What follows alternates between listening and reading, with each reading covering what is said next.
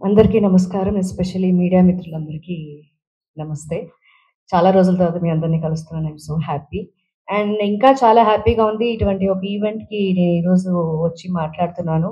Only because of Kiran గారు. I congratulate you because మీరు మ్యారీడా? She is very lucky అండి.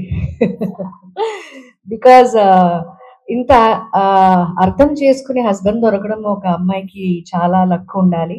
And ఇంకోటి ఏంటంటే ఇప్పుడు ఫ్యామిలీని మెయింటైన్ చేయటం అనేది కూడా ఒక పెద్ద టాస్కే. ఒక మిసెస్ అయిన తర్వాత చాలా పెద్ద బాధ్యత అది.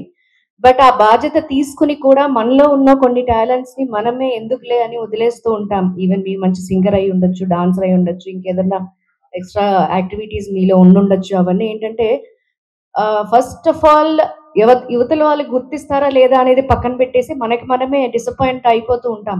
ఇప్పుడు ఎందుకులే ఇంకా మనం పొద్దున వెళ్ళాలి, వాళ్ళని పంపించాలి, స్కూల్‌కి పంపించాలి, తర్వాత పనులు చేసుకోవాలి, మెయింటైన్ చేయాలి. అదంతా పక్కన పెట్టి మీలో ఉన్న టాలెంట్‌ని మీరు బయట పెట్టుకోవడానికి వెరీ గుడ్ ఆపర్చునిటీ అంటే Mrs queen of Telangana season 1 2024. So, మీలో ఉన్న టాలెంట్‌ని బయట పెట్టుకోవడానికి ఇది చాలా పెద్ద వేదిక అని నేను ఫీల్ అవుతున్నాను. ఆ రోజు కూడా మీకు అదే చెప్పాను.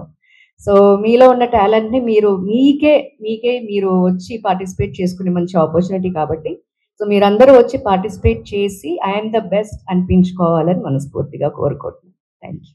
డిసెంబర్ 28 ఫినాలే ఉంటుంది. నేనొస్తున్నాను. సో, మీరందరూ కూడా రావాలి. Thank you.